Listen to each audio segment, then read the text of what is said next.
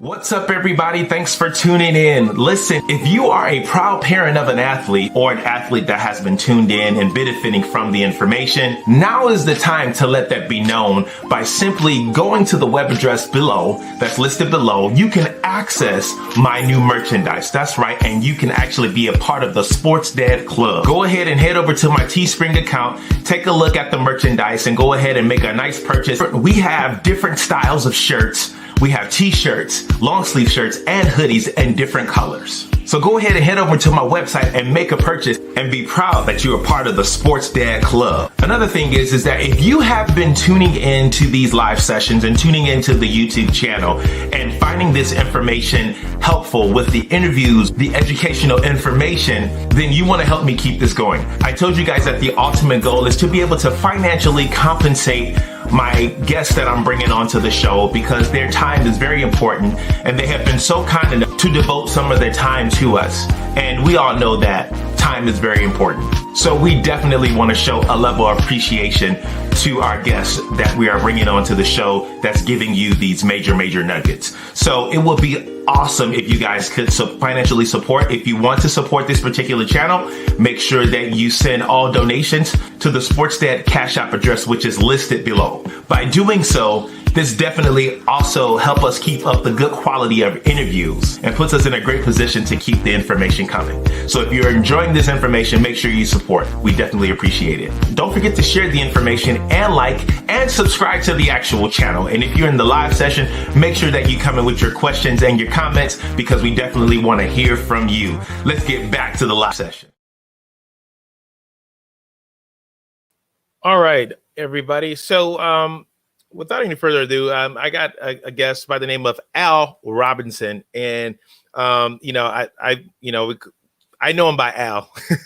So, but this guy is a good guy, and also too, he is the leader of the North Oakland Wolfpack, which is an AAU organization in Michigan, probably one of the best AAU organizations that's around. And we're going to talk a little bit about the recruiting process. And so if you're in the live right now, or whether if you're coming back to watch the information, you definitely want to make sure that you're tuning in and sharing this information. So without any further ado, I'm going to bring him on right now. What's up, Al? What's cracking with you, man? Hey, man. How are you? I'm doing good. How are you? I'm good. Thanks for having me. Appreciate it. Hey, no problem. Hey, thanks for taking time out of your schedule to be here, man. I'm finally glad I caught up with you. Yeah, no problem. You're a big guy. So Al, tell us a little bit about your organization. How long you guys been around? How'd you get started? Sure. Yeah.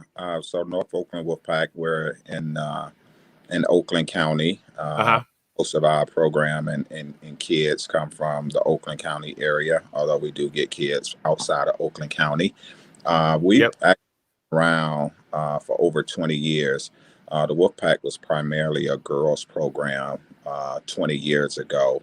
And in about 10 years, I joined and kind of expanded the program from an all girls program, integrated boys into that program. Okay. And so we kind of grew from there. So now we have both boys and girls in our program, and yeah, it's growing, and we're excited about the growth and the things that we've done.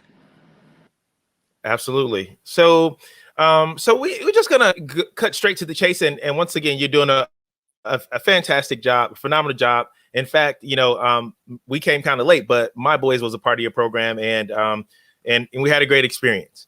And so, so my channel is based upon college recruiting and how it works with basketball and things like that. And so we know that the recruiting has shifted in high school, at the high school level, from the high schools over to more so into the AAU organizations. So can you explain to the audience? On how it works and what have you experienced thus far? Yeah, sure. I mean, I think when you talk about recruiting, obviously there is a level of talent that has to go towards any potential athlete that wants to be recruited. I'd be remiss if I also didn't say grades are equally as important as having talent. But outside of that, it's about exposure, right? It's about getting in front of the coaches and allowing them to see the skills that you possess. And so do that several different ways. Obviously, there are a lot of nice programs, a lot of top-notch programs that's going to challenge you. But if you're not playing, then you're not getting exposure, right? And so what you want to do is you want to make sure you get with a program that are putting you in a position where you can be seen, but then B, you want to make sure you're actually playing, right? Because sitting on the bench for a really, really good team and not playing is not exposure. But having a skill is exposure. And then, you have to be very active in the recruiting process. You can't expect, there's a ton of talent out there. And so you can't expect because you played in one game that's going to unlock the key to your success. You have to be as active and aggressive and take control of your own recruiting process and not necessarily just rely on others to help get you there. So what are so talk a little bit about that when you say taking actions of your own recruiting process. What are some of the things that the young athletes and parents can do? Yeah, one of the things that I've found and things that I've helped some of the kids that have played for me. Almost every single college coach has a email address. You can easily find it on the web. Most of them are right on the college program webpage, right, where you can access anywhere from the college head coach email address to the assistant head coach's email address. And I always recommend an introduction and a letter with a link to your highlight film. Nothing that's too long, but a nice 1 or 2 clip that kind of showcase your skill. I think one of the mistakes individuals make is they take the introduction letter and instead of tailoring it to a program, they make it an introduction letter that's something that they send the same letter. Yeah.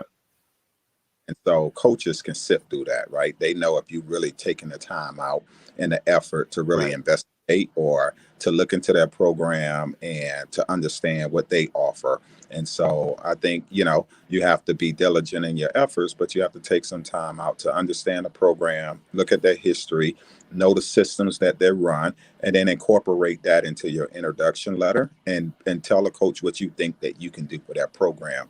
The second thing is, look, these coaches are flooded with emails. And so if you think that you send one email and you don't get a response, that you should stop, then you're sadly mistaken. You have to be persistent, right? And so, I see nothing wrong with sending several emails over the course of a couple of months just to make sure, that they've seen your information and, possibly click on your link. Right. And that's great information. it would be it would be a perfect world if the young athlete didn't have to do anything in regards to his own recruiting. But unfortunately, you gotta put in some work, and you have access to the information as you stated, which is the email and things of that nature. And you could just simply with Google, you can find anyone. Yeah. So yeah, and go ahead. and as I also say, you have to lean on your network, right?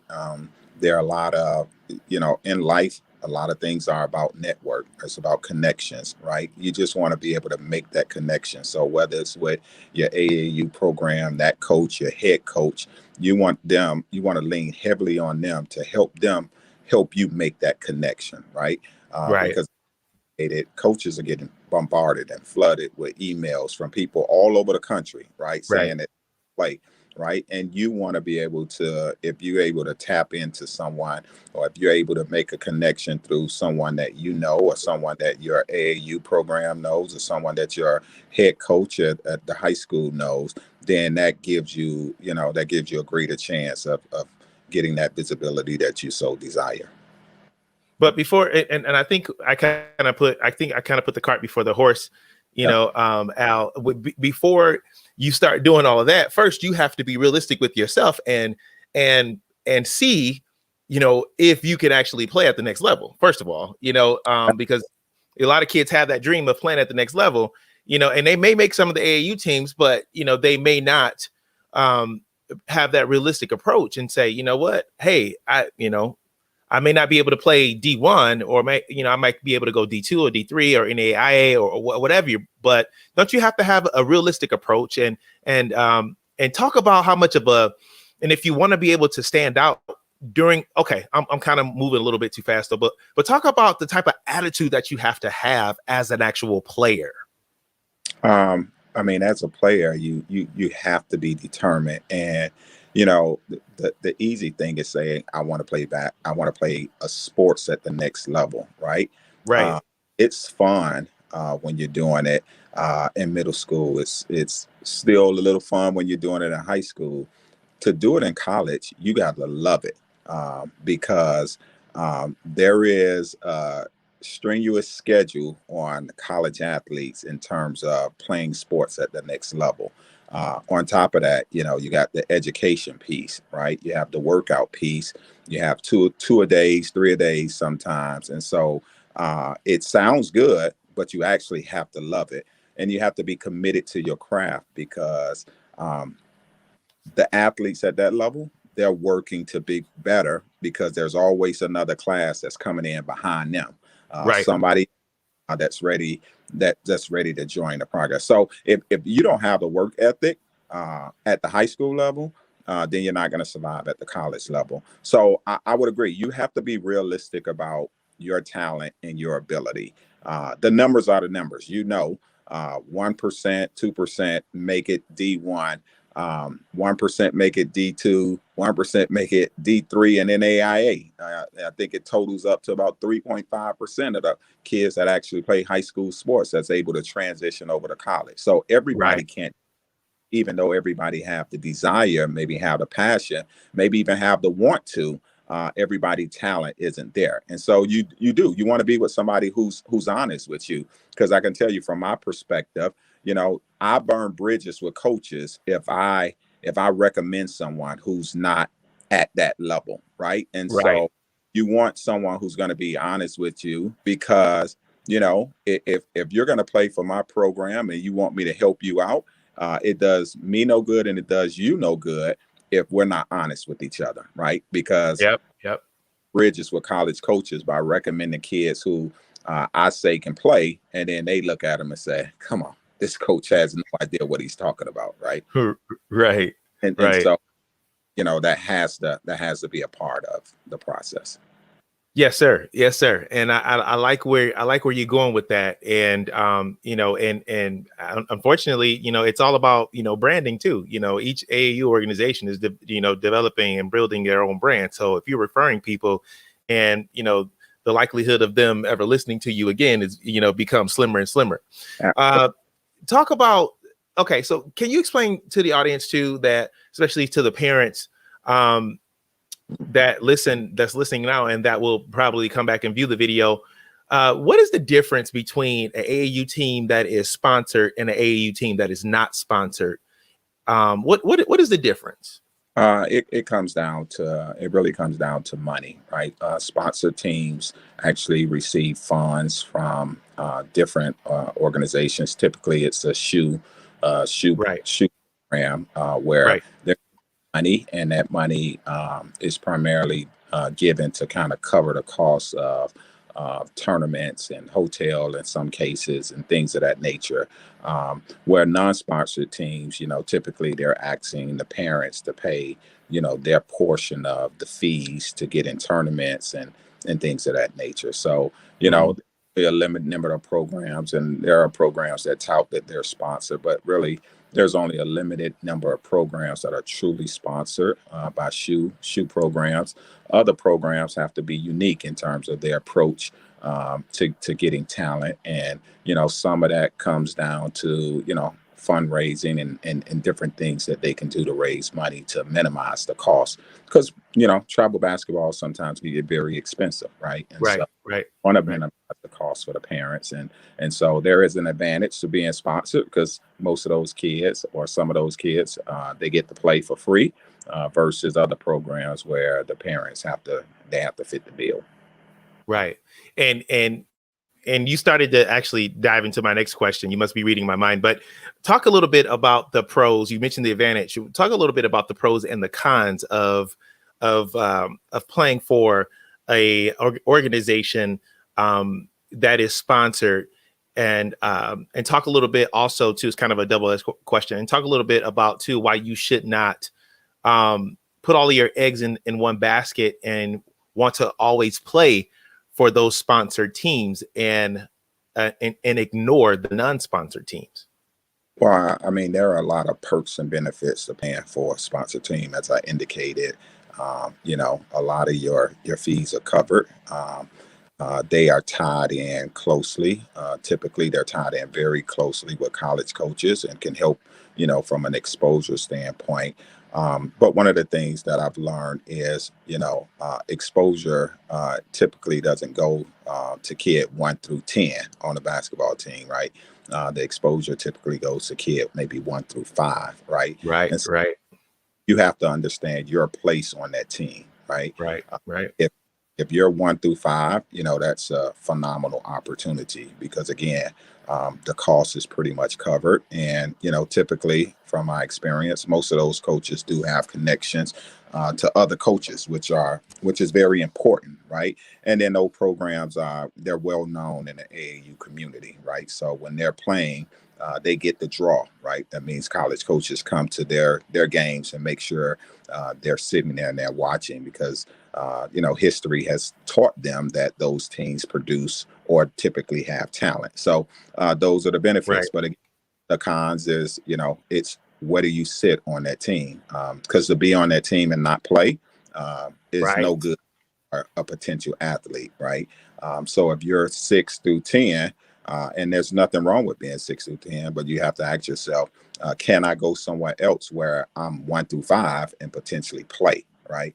Playing is the key in the whole process. The coaches right. want, what do you have, and how do you look against kids similar or potentially better than you, right? And so I think playing allows them to make determination, or make that evaluation themselves. Wow. So it so so you find you see a lot of these players, they want to go after the big teams that are sponsored, that are getting a lot of attention um uh from from the colleges and things like that, and that's mainly why, because they want the exposure. But it does good if you go over to the team, and you're not actually playing to Right. showcase your talents, like you were just saying. So talk a little bit about the benefit of playing for a non-sponsored team. Yeah, I mean, there are a lot of grassroots programs. I like to think my program, but there are many other grassroots programs that can provide equal exposure, Yep. and provide potential recruits an opportunity to actually play. We pride ourselves on being able to play against the top-notch programs. Good programs, grassroots programs know exactly where to go. They know the Yep. tournaments typically put college coaches in the stands, and they've established, reputations where those programs know that they should put them in a situation where they're competing against other top-notch programs. So, it's not about the top 2 or 3 programs in the state. Right. The A community is broad, and you just have to find a right program that's competitive, the program that's developing and training your coaches, and then the program that can potentially help you network and connect with coaches at your level.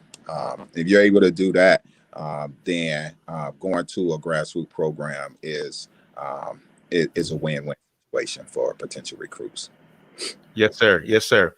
So, talk a little bit. I did a video, and I'm not sure if you got a chance to check it out, but I actually did a video this past week, and I was talking about, why does it seem like it's a struggle for players to become recruited, for basketball AAU, and basically, Al, what I was talking about was size.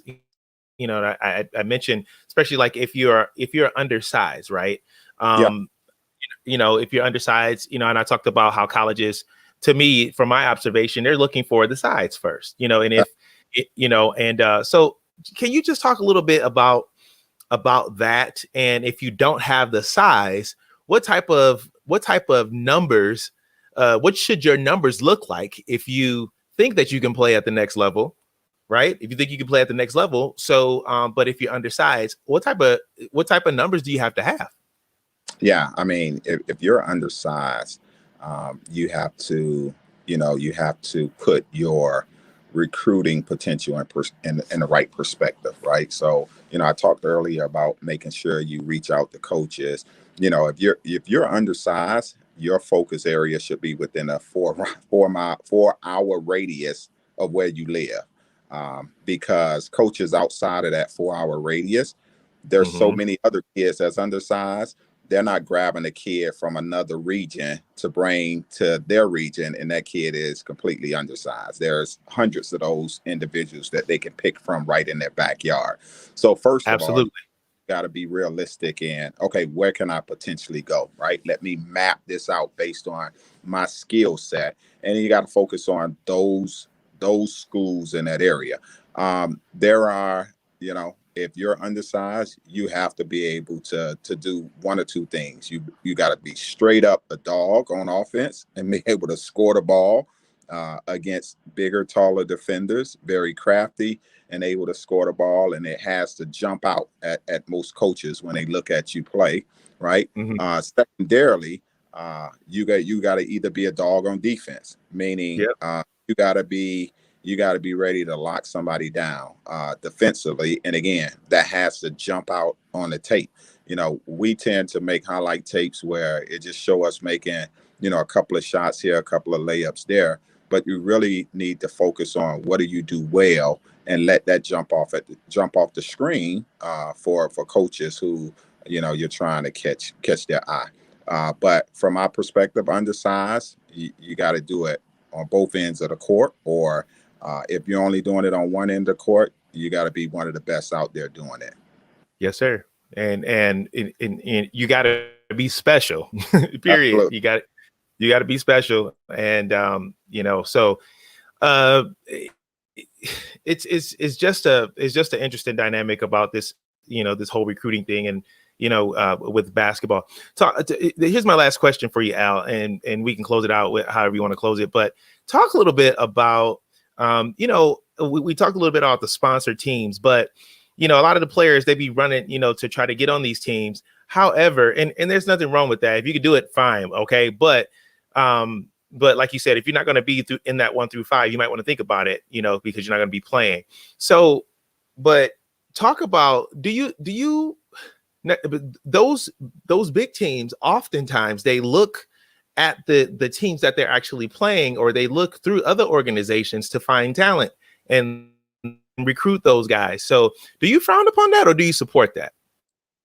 Uh, uh, I'm indifferent a tad bit. I would say that I've experienced that, in my history where, we've had kids who've been in our program since the fifth grade, and we feel like we've taken a part of their growth and development, and we've taken them from fifth grade up to their, junior year, and then, Right. some big program come pluck them out, and then want to take credit for their success or the fact that they got recruited and went on to college and say, hey, this person Right. is a alumni of our program, and kind of poo-poo Right. all that we've done. But, despite that, at the end of the day, for me, it's truly all about the kids. And, Right. Right. do I want to put them on our website? Absolutely. But more importantly, I just want to see them have success. So, I try to avoid that. I tell parents and all the time, look, I just want what's best for your kid. And if you feel like that's what's best for them, then you will always have my backing, and you'll always have my support. But I do say that it does speak volume, and sometimes you have to take it as a compliment when you're developing Right. these kids Right. and everybody's coming in your backyard, trying to pluck the kids that have been on your team. Um, there's a level of respect that has to be done. Absolutely. Yeah. There's a way of doing it. Right. However, it's about the kids, and so I think we have to keep it in that perspective, and that's what I try to do. Although I'll be honest, sometimes it's not a good feeling, right? Yeah, right. Absolutely. Absolutely. And, and I sympathize with you on that on a lot of fronts because, before coming over to your organization, we were part of another organization and we had coached up a player and then he was gone, but then, Yeah, also, he blew up and it worked out for him. yeah, So I understand what you're saying. And I like how you've, made it a positive and saying like you look at that as an actual compliment, but there is an actual way that you do it. So I agree with you 100%. absolutely. Is there anything else that you want? Is there anything else that you want to share before I let you go, Al? No, like I said, I just think the there is, and I'll say it often.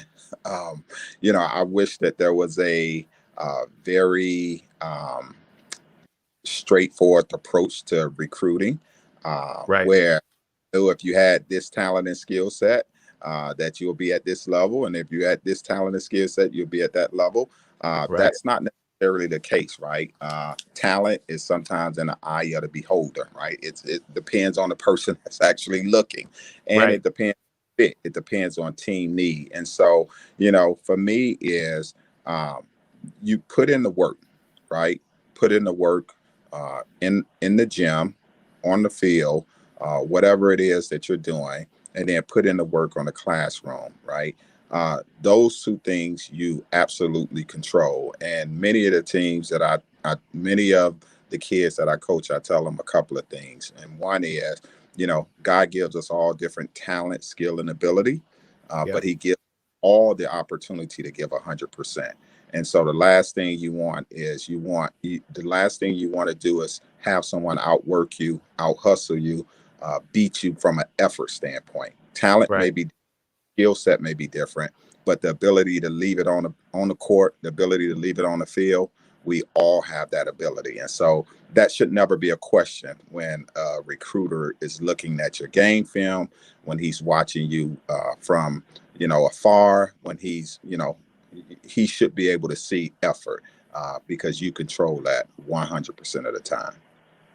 Wow, that was deep and very profound, sir. Thank you for sharing the information that you shared today, Coach. And I really appreciate you taking time out of your schedule to be with us. And I can attest to this, ladies and gentlemen. This organization is a top notch organization. Why? Because it's being ran by a top notch guy. You could tell by the decorum that he's displaying right now. And I tell you that what you see is what you get. He's a straight up guy. He's not going to lie to you because he believes in relationships. And one thing I can say too, his program does, he does try and put a lot of effort into exposure. He's playing at top notch tournament on, every season, every AAU season, and looking to get that attention and that exposure from college coaches and from a parent that was a part of the program. I've been in the text, the group text, saying that this particular college scout is going to be at our game. So let's, make sure that the players are on top of the game. So I appreciate that. So when you get a chance, go check out his website, the Norfolk Wolfpack. And if you want to get involved, whether it be, a male or female, he has a program. He has a program for them. So Al, we really appreciate you, Coach. And hopefully we can connect with you soon again. All right. Appreciate you having me. Take care. Yes, sir. Take care. All right, ladies and gentlemen, hopefully you took something away from that particular session. I really enjoyed that. Al is a straight up guy. I'm telling you, it doesn't get any better than that. And all you young players that be, sending me text messages, and things like that in my Facebook, on my Twitter, asking about basketball information and things like that, make sure you go check out his particular program. Okay. And once they have their tryouts and things like that, make sure you go try out. Don't shun the AAU programs, the grassroots programs, as Al put it. Don't shun them because they're not, your typical big name AAU programs, because you might be missing it. Put yourself in a position so that your talents can be displayed. And when you're playing against these top-notch AAU programs, you'll be able to stand out. And so when those colleges are coming to scout out those top-notch AAU programs that you guys are playing against, the grassroots teams are playing against, then those scouts, you can catch their eye. Because why? Because you are standing out and you're doing what you need to do. Now let's jump into the academic segment. And I am so excited about this. I got a very, very good friend that's coming on board. And actually, this guy is, a friend. He's my brother. He's my cousin. He's my first cousin. We grew up together. A lot of great stories. And it's just good to see him thriving and doing, what he loves to do and doing big, big things. And so without any further ado, I'm going to bring him on. But let's share this information. Once again, you do not have to be an athlete, okay, to join in on the live session when we're talking about the academic portion, because I'm pretty sure that the best practices that are being shared, you can definitely take advantage of as well. So without any further ado, guys, help me welcome my family. Miles Williams, what's up, man? How you doing? I'm doing real good. How are you? Oh man, living the dream. So speaking of the dream, why don't you tell us the audience a little bit about yourself, what you're currently up to and what's been happening and how you got there. Great. Well, let me first say thank you for having me on your show, and I've watched you from afar, and I really like what you're doing. You're kind of bringing a lot of information and access to information, right? Because I don't really see a lot of, at least when I was right, people sitting you down, giving you pointers on things to consider. So I appreciate you, Joe, man. Keep pushing. Hey, listen, that I could tell because what you were saying by your facial expression and the fact that I was getting every other word, I kind of put things together. But let's hope try and check your connection. If we got to log off for a minute and come back, we can do that. But I want to make sure that the information that you're going to share with us tonight, that we can hear crystal clear. So you were kind of breaking up a little bit. All right, let me figure this out here. I just brought this new phone, this new 12, whatever. Supposed to be the best one, but there you go. Bind it. There. No, I figured I would get it because it's always something new. So I said I'm gonna get this one because it doesn't give me any problems. I should have stuck with the old one that I had, but nonetheless, is it better? I can hear you now, and I can tell you this too, that your picture on that thing, man, it's phenomenal. Yeah, you can see the fibers in my nose here. Yeah, I like it, but yeah, let me get to me. So my name is Donald my middle name is Miles, and I am a junior, so I prefer to go by Miles, which is my middle name. So that's why I have that up there. But I'm born and raised in Detroit, Michigan.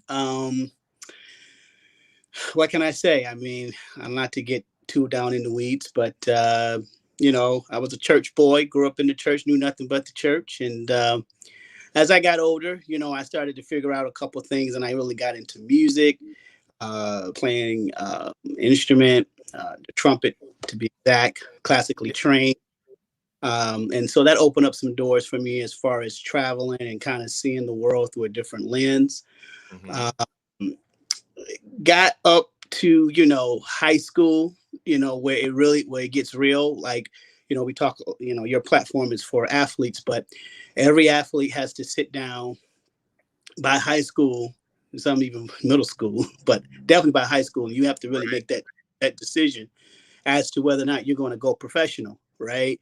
And if you're really going to, do this in a way that can actually, have a ROI, return on the investment, right? With, whether it's schools looking at you, or you go overseas or whatever, you really have to sit down and ask yourself the question: can I do this, for a living?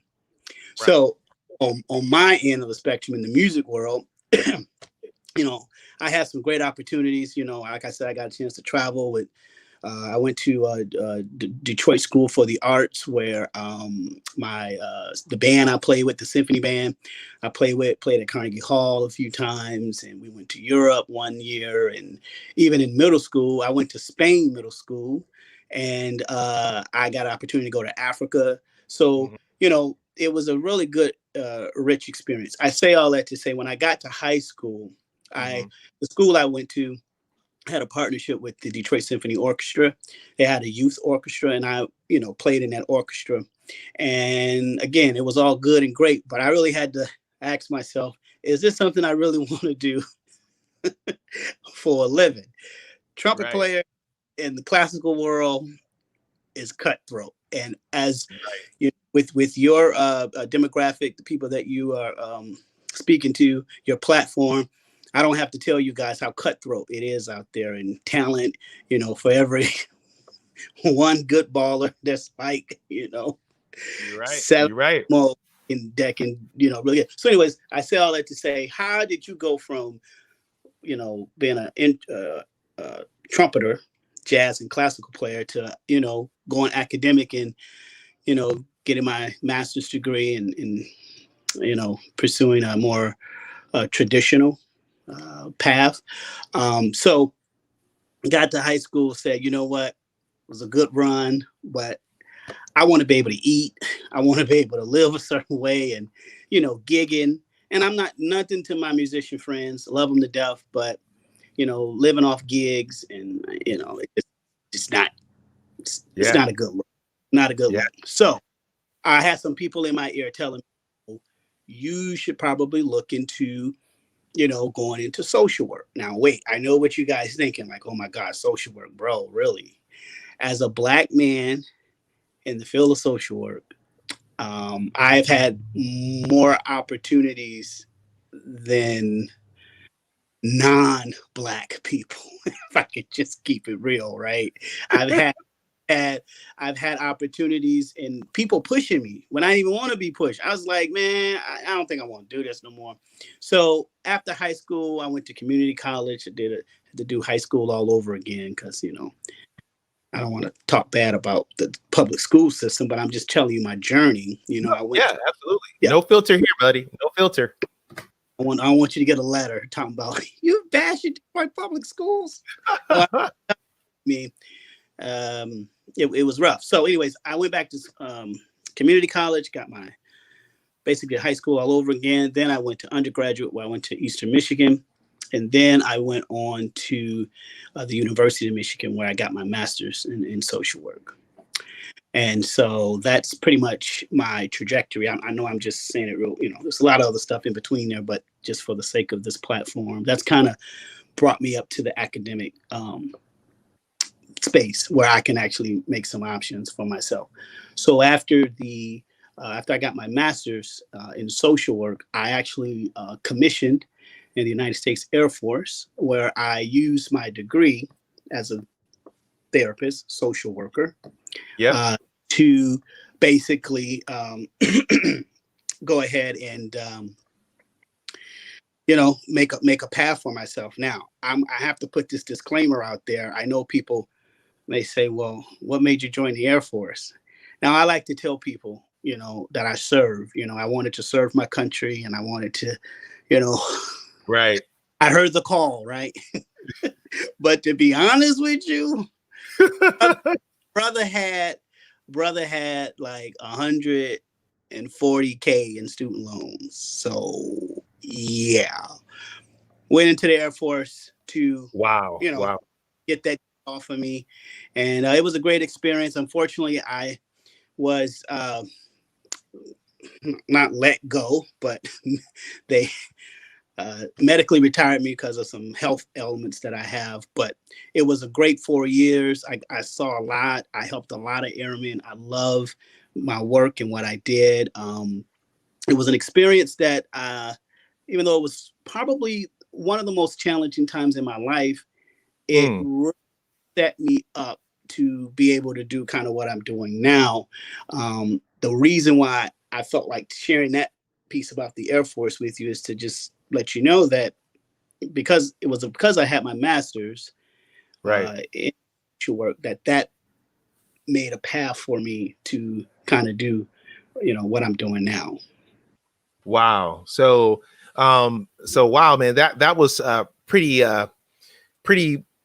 impactful, right? Pretty power, and it was a lot of information that was included in that. So I'm going to pick out just a few things. I'm going to start from the beginning. You talked about growing up in Detroit and things like that, and how were you able to overcome your challenges that you were experiencing growing up from your childhood, and then how were you able to take those challenges and use them as a bridge to get to where you are today? Well, you're so you have a unique position because you my cousin, and you were kind of with me through some of those challenges, and Yes, you sir. kind of know the backdrop to a lot of this. But Right. I would say that the one constant, and not to go church, but the one constant that I had with me was my faith and believing in higher power. So I don't want to wear people out, but I mean, I am what I said before. I'm a church boy through and through. Yes, My sir. faith and my my desire to want more out of life. To be honest, poverty is a motivator, right? And eating government cheese and focus hope. This is not where it's at, right? That's right. The other piece too is through my music, my access to people, and like you just had a picture up there of the older gentleman, Marcus Belgrave. Yes. He was actually a friend of my grandfather's, but I didn't know that at the time when my grandfather was alive. But Marcus Belgrave, he told us all the time, and me directly.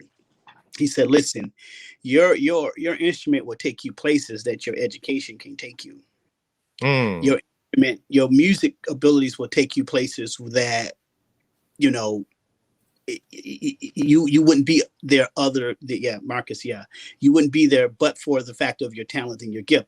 And so with that, I was able to have access to other people. Like I know without a shadow of a doubt, if it wasn't for the fact that I was playing the trumpet, I would not have been able to meet Marcus Belgrave. I mean, or travel some of the places that I've been and done some of the things with Spain Middle School, Victoria Miller.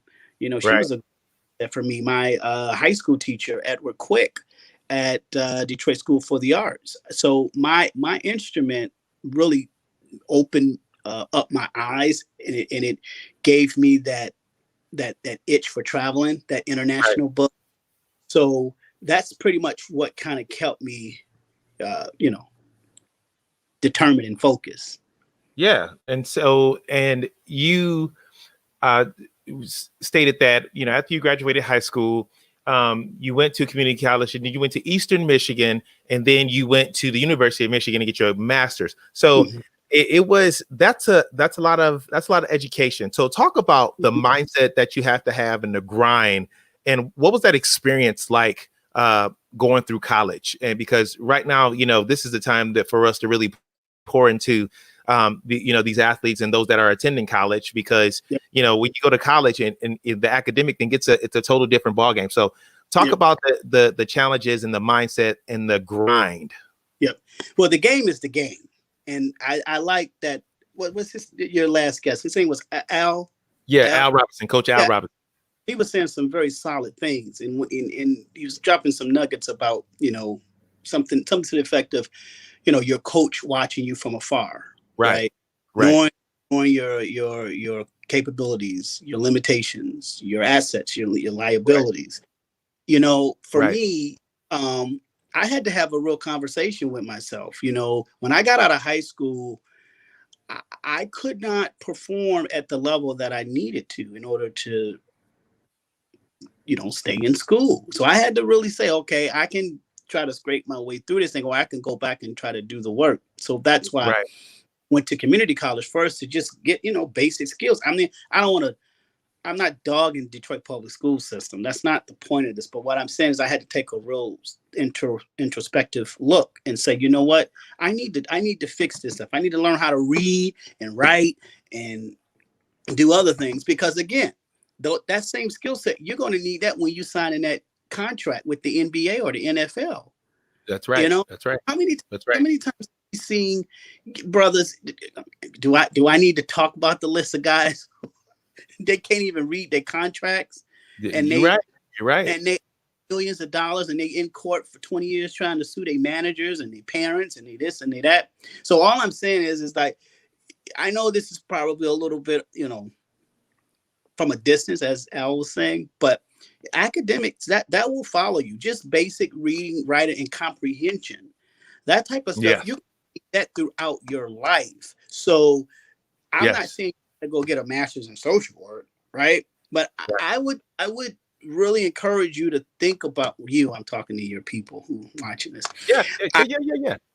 I would encourage your viewers to really think about, okay, I need to spend some time making sure I can read that multi-million-dollar contract. I can comprehend and understand it. Or if I pay somebody to interpret it for me, I know when stuff don't sound right or when something don't look right. So to your question, I really wanted to understand the process behind, you can get a degree, but can you really execute and put it into practice? So I did community college. Then I went to Eastern Michigan, where I was sitting there. I met with an academic advisor, and I actually, when I went to Eastern first, I had basically said I was going to be a music major. But when I met with my academic advisor said, no. She said, no, you need to go into social. I didn't even know what social work was, to be honest with you. Wow. And she said, you need, right? And so I did that. It was not easy. I mean, so many papers, and just, you say, how did you stay focused? How did you stay on your grind? Well, while I was going to school, I was also working. So I was working 2 and 3 jobs, and I was working as a health aide, and I was changing diapers and feeding tubes and catheters, and I was right. Yeah. Part of the job was designed in a way that I could actually like study while I'm at work and do stuff like that. So that's why I kind of worked that particular job setting. Right. But it also showed me, I saw people in there working in their 50s, making $8 an hour. Wow. So it was like, bro, you need to finish this degree so you don't have to be where I'm at now at 37, you're still changing diapers. It's like, bro, I mean, this should be a a motivator for you rather than, you're looking at it like a step back. So went on, got the bachelor's, and I finally just said to myself, you got to get the master's. That's how it go. So went to University of Michigan, and that was a unique experience, partly because, you go to so the School of Social Work is the #1 school of social work in the country. Just put that out there. But when you go to a school like that, it really puts you around people that you wouldn't otherwise be around. The diversity, right? You're constantly being exposed to a different lens, a different way of thinking, a different way of situations. So, but to be honest with you, by the time I got done with my master's, I was like, oh, I got all this student loan money. How am I going to pay this money back? I got to keep going, right? In case that's what I'm going to finish. So that's how that was another fuel or motivator for me to finish. So you bringing up the student loan. So talk about the blessing it is, or how beneficial it is for those guys that are receiving athletic scholarships, academic scholarships, where they don't have to pay for their education, and why should they take advantage of that? Well, now you that got me fired up. I wasn't gonna go tonight. I'll keep it, culture. But just tell you guys, in college, if you don't take nothing else away from what I'm telling you today, know this. In college right now, you have more access to money than at any time in your life with just your name. Wow. They throw student loans at you. And what we do with those refund checks, after the school get theirs off the top, you take that refund check, you go buying Jordans, and Rams, and clothes. And I'm not knocking that because I did that too. But what I also did was I bought a house. Wow. Now, I'm going to tell y'all what you should do. Right now with this economy the way it is, I'll be stacking that money so you can go get you a little old dilapidated whatever and work on it, fix it up, and rent the rooms out. Yeah. Nugget. But I'm not a financial advisor. I'm just telling you, if you're going to take this money and go buy some Apple stock, go buy some, Nike or whatever. I feel like this. If you're going to buy a brand, have some stock in it. Take that refund check. You go cash it at the bank. They're not asking you where you're spending that money. They want you to go spend it on crap anyway. You should take $500 and go get you a CD with a credit union. Yeah. I mean, that's what I'm trying to tell you the thing. Because this is what happens. And how many times do we see this, Stevens? They plow through the hood, make it out of the ghetto and all that. They get a $50 million contract and they don't even know what to do with the money. Yeah. Absolutely. So you start with this chicken money here, this student loan money, learn how to, scholarship money, whatever. I mean, they give you a stipend or whatever. Take some of that money and set it aside. Put it in a savings account, a CD or something. Yeah. And just, put it there because you're going to spend the money anyway. I know you got to survive and you got to eat, but I'm only mad because I wish I would have did 2 houses instead of one. Think about it. $140-something thousand in student loans. How much of that after the school got theirs and tuition fees and books and all that and living expense, how much of that was left over that I probably just blew? Yeah. I mean, I got wised up and said, let me get a little house. Just get you a little something. Get you and your homeboys put in on it together. You got an asset. You got something that you can kind of work with. So I'm saying that the only reason why I'm bringing it up is because Steve was brought up. I wasn't going to say nothing about all this. But if you're going to have some student loan money and some access to some free money, this is the time to do it. And well, you can't do that with the money. But if you went and brought some Jordans, they wouldn't have nothing to say. Yeah. You You take that loan money and you go on a auction, Wayne County or one of these, get you an auction and get you a foreclosure. You know what makes me mad, and we'll move on after this because you got me fired up. But I know you all remember that, where they got the Little Caesar Arena at downtown Detroit. Bro, I remember when it was an abandoned parking lot. Wow. If I would have just took my student loan money and brought that parking lot. Yeah. I would be a multi-millionaire. I get angry every time I drive down there. They took my parking lot. But how many times it was a parking lot for years. Wow. Yeah. I could have took my student loan money, and this is another one. Netflix. I remember when Netflix first came out. I could have took the money that I was paying in a subscription and brought some stock. Information is currency. YouTube University. That's all I'm going to say. Okay, let's move on. So it sounds like I need to do a academic / financial segment and have you back and just let you go for it, because I can tell you ready to let everything, the cat out the bag. You ready to go for it. And so wait a minute. So I wrote down some notes and some thoughts that I wanted to share. Okay. In regards to kind of what we're going to be talking about today. And one of the things I wanted to put emphasis on is that if you reflect and think back on how many athletes, after they made their millions, it's two things that they normally do. What are they? They go money splurging crazy. They spend all of their money. Yeah. Oh yeah. 3. Okay. That's 3. That's a third. I'm talking about the good stuff. And I'll just say it. The first thing they do, they go back to school and get their degrees. Okay, yeah. And the second thing they do is what?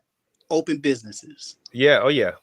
They got Little Caesars and Burger Kings and clothing lines, and they take their money and they make it. So all I'm saying is that it always comes full circle. Yeah, those guys that are financially, and they got their mental correct. Yeah, they end up going back and getting their degrees. Yes. Yeah, some of them get honorary doctorate degrees. I mean, they ain't even did the work.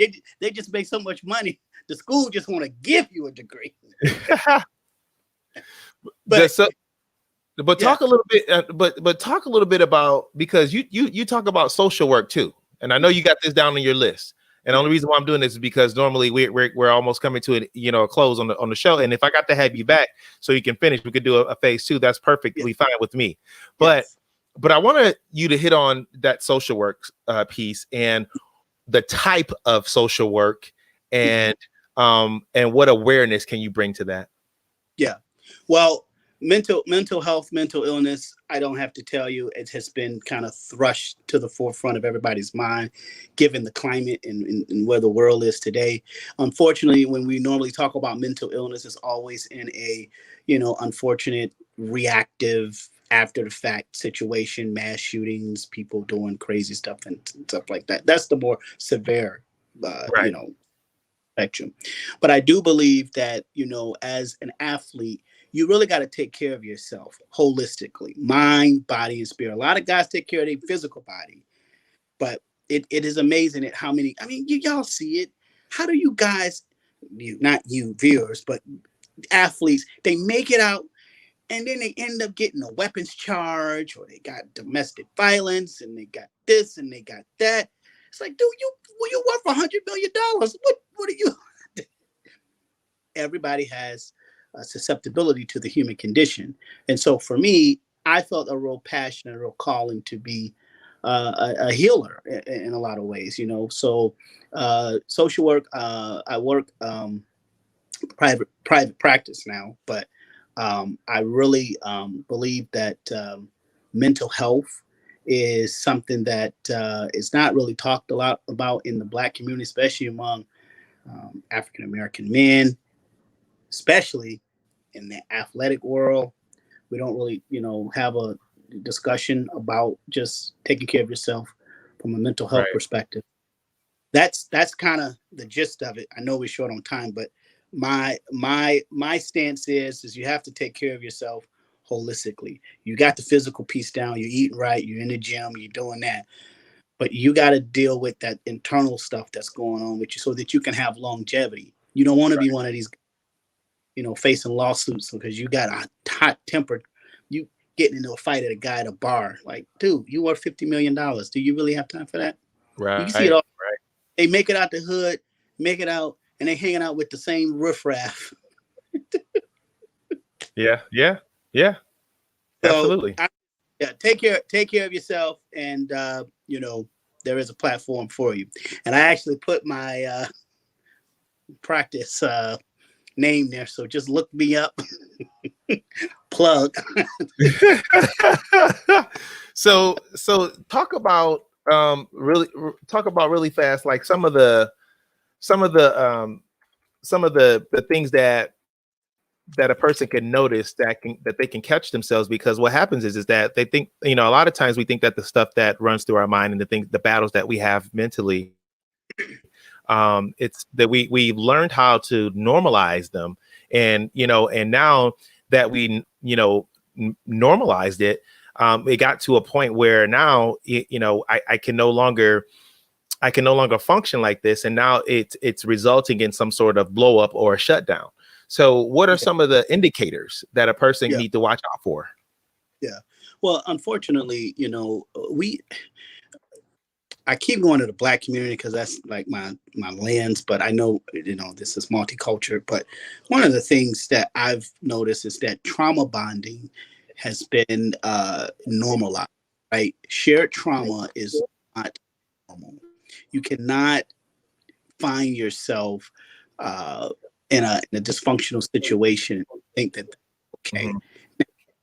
Some of the indicators that you might look out for when you think about, do I need maybe to talk to somebody or, reach out? Isolation. Isolation is probably one of the telltale signs.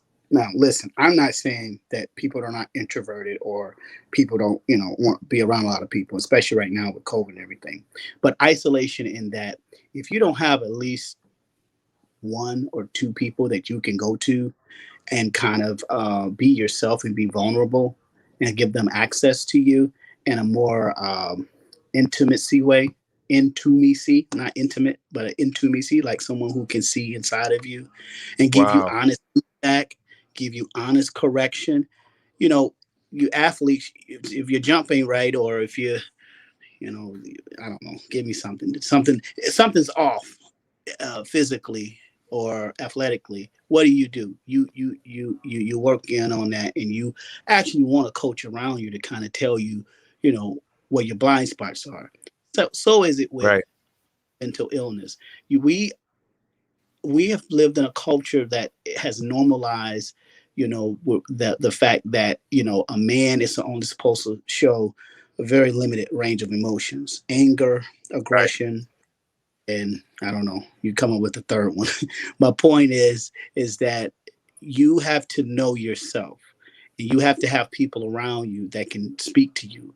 You know what happens when you got a whole bunch of yes people around you, people that don't want to bring about correction and bring about a sense of growth and a sense of community. So I would say the first thing is to always look out for isolation. The second thing I would say is, what are you doing to take care of yourself?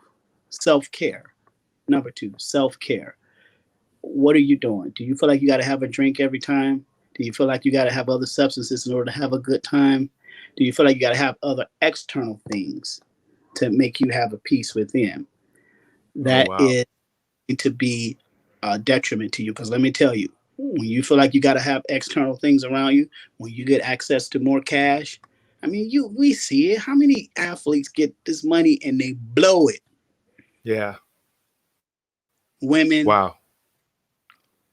Cars, houses. So that second thing I would say is self-care. And the final thing I would say is you got to look beyond yourself, beyond what it is that you think you have or that you don't have. I look to a higher power. You may want to look to, meditation or yoga or mindfulness, something that is beyond you. That's the only way you're going to be able to really balance out your emotional health. Wow. Well, Dr. Miles, listen, we're out of time today, and I promise you I'm going to get you back, man, because I have more questions and I want to get into it. But listen, I thank you for the information that you shared today from an academic standpoint. And you also touched on, your career, mental health and things of that nature. And I really appreciate that. Thank you for taking the time out of your schedule to pour into us. And so that hopefully someone can have a Hall of Fame like you have that's in the back of you as well. A Wall of Fame, I should say, with the wall of awards and your accomplishments, man. So thank you so much. I really appreciate you. My pleasure, man. I hope to be back soon. Absolutely. Take care, buddy. All right. Listen, people, thank you so much for your patience. Thank you so much for spending time with me today. I really enjoyed it. Listen, you want to keep up with me because I'm cooking up something, and I got some really good responses back from some really, really good people, some key people. And it's going to be awesome. Once they finally confirm, and we're going to have a good time. So I thank you so much. Enjoy your weekend. Live it up. Remember to share the information. If you want to know more about recruiting, make sure that you stay tapped in with me. All right. Stay tuned. All right. There you have it, folks. Another great recruiting session in the books. Definitely there were some huge nuggets that were dropped, and hopefully you're walking away with something tangible. Don't forget to subscribe to the channel and make sure you hit the notification bell so you'll be notified when we post new information. And also, too, if you want to support the channel financially, be sure to send all donations to $SportsDad CEPH, and that's also on my YouTube platform as well. Make sure that you stay tapped in. And until next time, I'm out.